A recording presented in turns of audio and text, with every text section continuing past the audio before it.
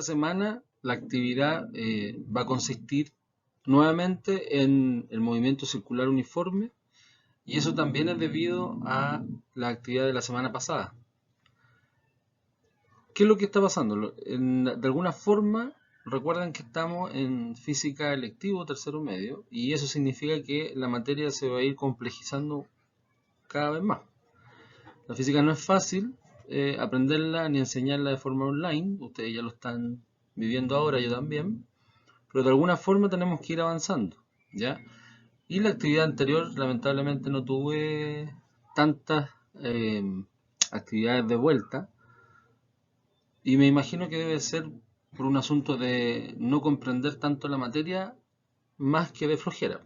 Eso es lo que yo pienso. Por eso esta semana, esta segunda actividad, donde vamos a repetir ciertas cosas de la actividad anterior, tiene como objetivo justamente reforzar esta materia, que es fundamental en tercero medio, que es parte de la priorización curricular y que también es parte de lo que les van a preguntar el próximo año en las pruebas de admisión a la universidad.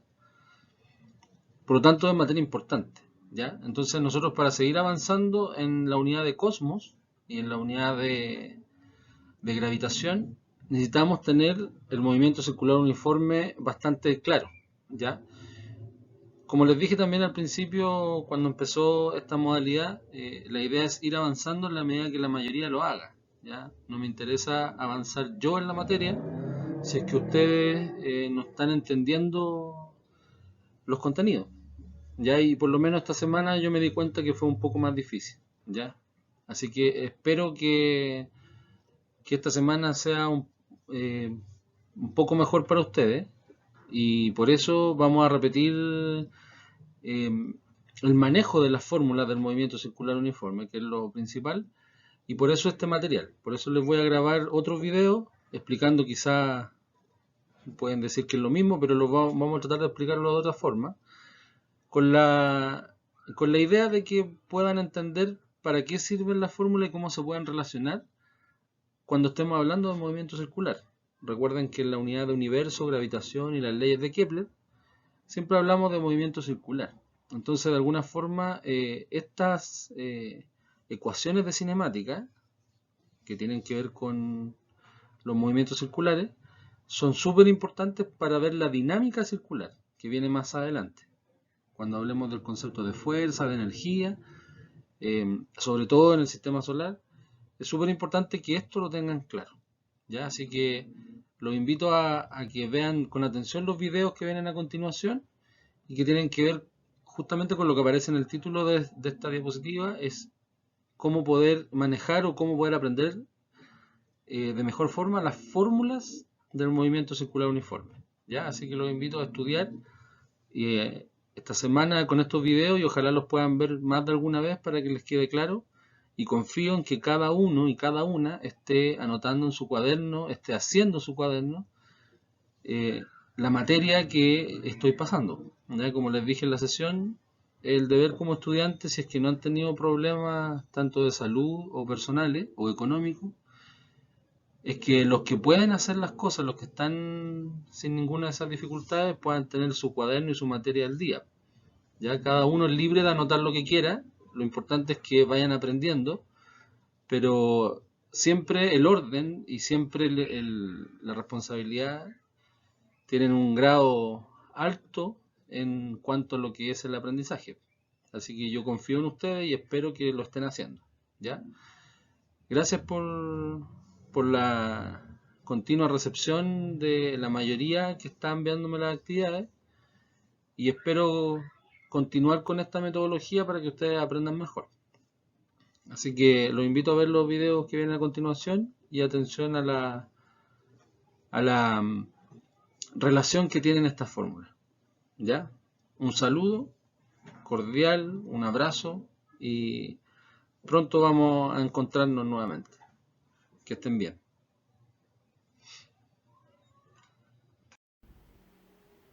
Bien, vamos a comenzar recordando los conceptos principales y las fórmulas fundamentales del movimiento circular uniforme, que también se puede escribir como MCU.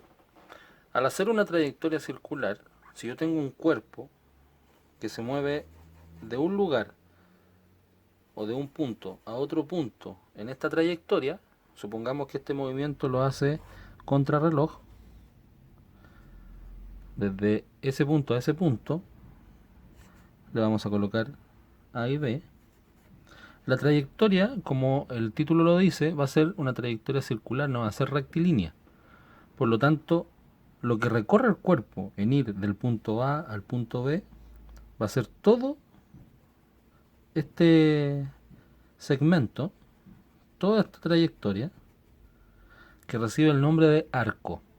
Eso es lo primero que se tienen que acordar y lo primero que tienen que tener en su cuaderno, en que la trayectoria que un cuerpo recorre de forma circular se llama arco, y ese arco está escrito y está de alguna forma representado por la letra S. Y en las fórmulas de física ustedes la van a encontrar como un triángulo S. O sea, del punto A al punto B se recorre un arco de delta S. Ahora, ¿cómo se calcula eso? Porque resulta que en física yo necesito calcular el arco, que representa una trayectoria, y que esa trayectoria, como en todas las variables físicas, tiene que tener unidades. Esa trayectoria se representa con unidades de metros. Entonces yo necesito medir ese arco en metros. Para poder hacer eso, tengo que fijarme que no todas las circunferencias son iguales, sino que tienen ciertas características, y una de las características fundamentales que tiene una circunferencia es que posee un radio, un R. Y ese radio, si se fijan, obviamente es el que se mantiene durante todo el movimiento y determina el tamaño también de esta circunferencia. Si el radio fuera más pequeño, el arco va a ser más pequeño. Si el radio fuera más grande, el arco va a ser más grande. Por lo tanto, influye el radio en el tamaño de esa trayectoria. Lo que salía en la presentación de PowerPoint era que para poder calcular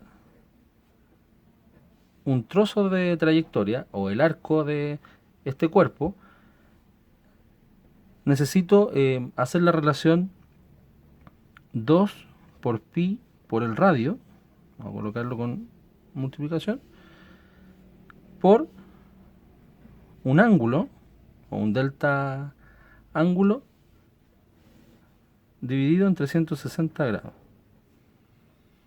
Ya, esa es la fórmula que nosotros habíamos visto en el PowerPoint, que representa el arco y que se podría decir que es la fórmula principal para calcular el valor del arco en metros. ¿Ya? Ahora, si se fijan en el dibujo, como se partió de A y se llegó hasta B, ese radio que se encuentra entre la mitad de la circunferencia y los puntos extremos, ese radio también se puede representar acá, hasta el punto donde llegó. Ahí también está el R.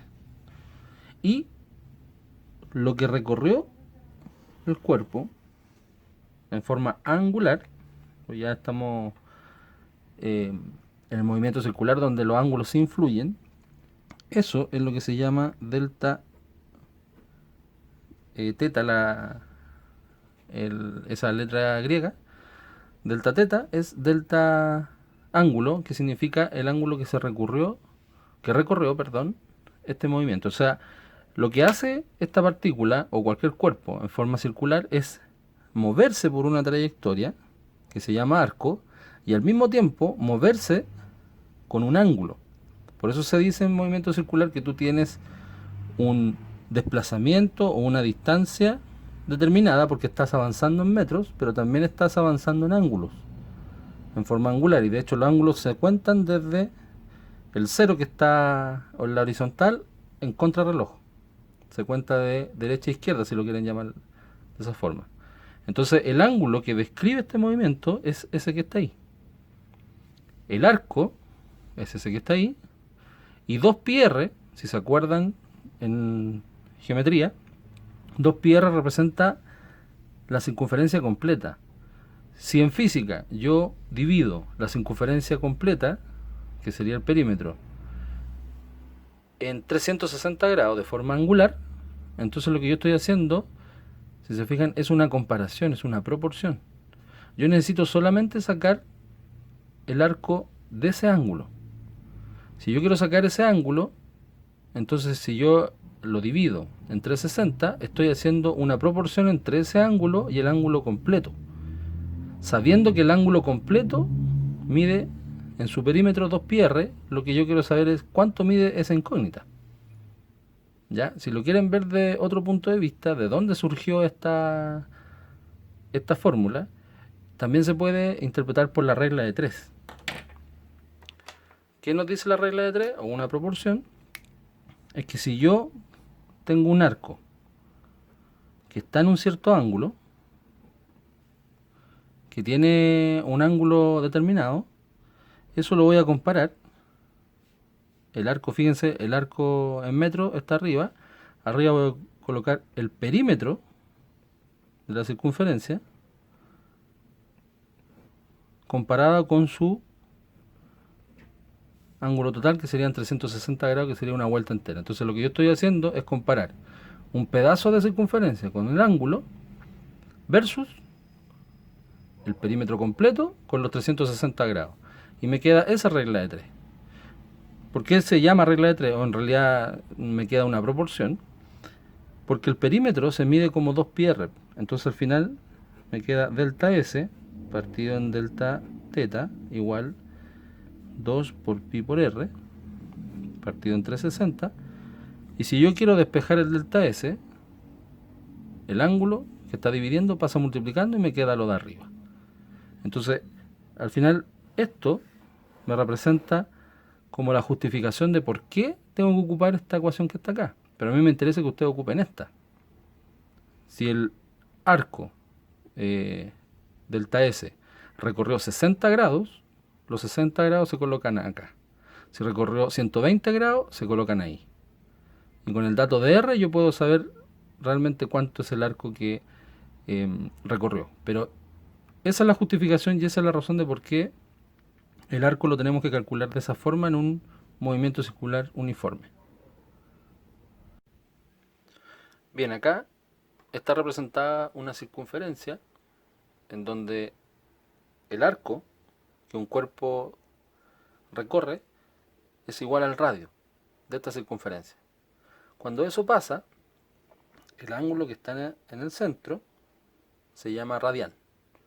Entonces nosotros podríamos definir al radián como la representación del ángulo que conforma un arco en donde su valor sea igual al radio. Eso quiere decir que tengo el valor del radio para allá y en el arco. ¿Ya? Ese ángulo que está ahí, delta θ, representa lo que es un radián. Un rad. Una medida adimensional que representa a los ángulos, pero de otro punto de vista. ¿Ya? Y es la unidad de medida que se ocupa en física también para medir los ángulos cuando uno quiere hacer las ecuaciones. Si se recuerdan de la ecuación anterior, nosotros teníamos que delta S era igual a 2 por pi por el radio por el ángulo del centro dividido en 360 grados. Eso es lo que nosotros teníamos de la ecuación anterior. Si nosotros ahora lo llevamos a este radián, resulta que el arco va a ser igual al radio. Entonces nosotros podemos colocar esa letra como R. Y nos va a quedar que R va a ser igual a 2 por pi por R por el ángulo dividido en 360 grados. Al hacer eso, nosotros vamos a despejar el ángulo con la idea de saber cuánto es el valor que tiene el ángulo llamado radián. Entonces los 360 grados pasan multiplicando y el 2πr pasaría dividiendo. Y nos quedaría la siguiente expresión. 360 grados por el radio dividido en 2 por el pi por radio. Y eso va a ser igual al ángulo. Si se fijan, tengo los valores que son iguales, arriba y abajo, por esta coincidencia, por este diseño, y nos quedarían 360 dividido en 2pi. ¿Ya? Pi es 3,14. Si uno hace eso en la calculadora, para saber el ángulo que representa ese valor en grados, nos quedaría 360 dividido en 2pi. Nos quedaría que ese valor equivale a 57,29 grados, 29,5 grados aproximadamente, en donde eso significa un radián. Eso equivale a un radián. Y esa es la medida de ángulos que nosotros vamos a utilizar en física para poder hacer nuestro ejercicio, considerando que la medida en grados son 57,3 aproximadamente, y si nosotros colocamos esa suma, 57,3, vamos a llegar a la vuelta entera. ¿Cuál es la coincidencia que está pasando acá?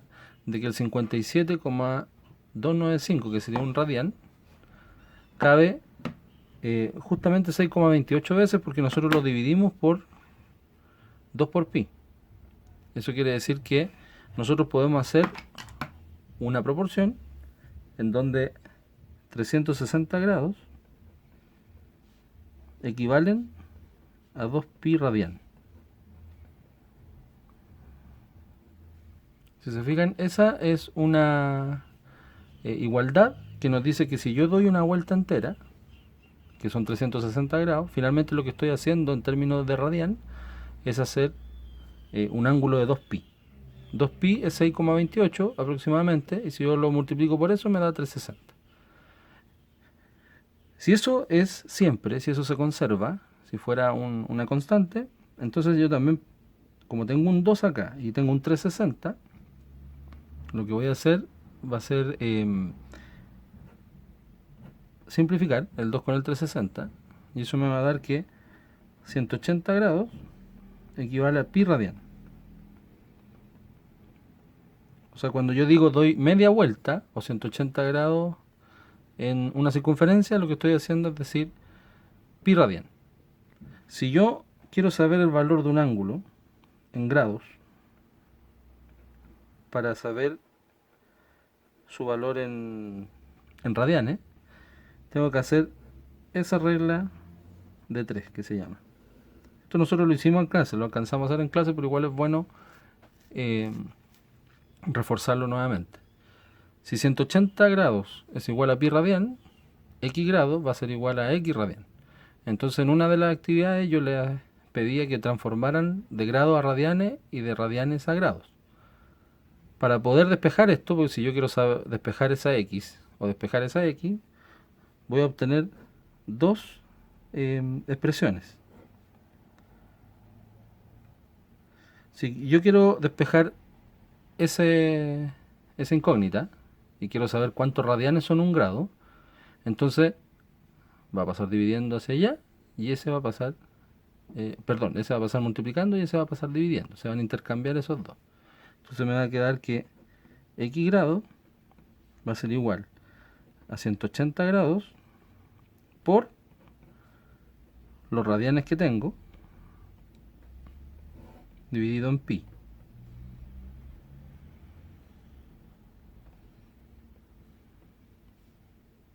Ahí se van a ir esas unidades de medida y me va a quedar esa expresión, 180 grados por el ángulo que tenga dividido en pi.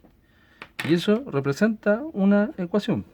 Por lo tanto, si yo quiero pasar de radianes a grados, los radianes los multiplico por 180 y los divido en pi. Esa ecuación es de radianes a grados. En caso contrario, si yo, que esto es lo que más ocupa, si yo quiero saber cuántos grados son un radián, entonces tengo que despejar esa incógnita. Me va a quedar entonces que x radián va a ser igual, se va a pasar multiplicando por allá, a x grado por pi radian dividido en 180 grados.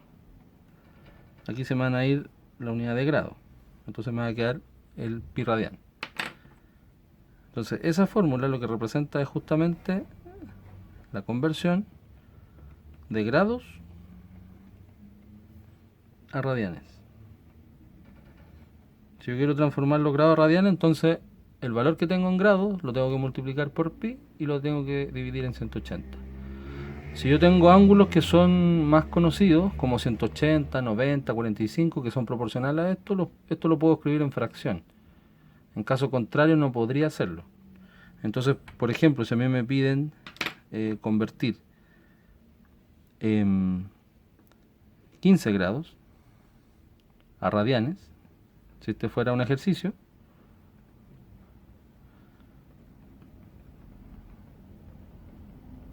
por ejemplo, entonces voy acá. Los 15 tendrían que representarse con esa x. Entonces voy a decir 15 grados por pi radian dividido en 180 grados. Se me van a ir los grados. Esa va a ser mi incógnita en radian. Entonces lo que yo podría hacer dos cosas. Ir a la calculadora inmediatamente y colocar 15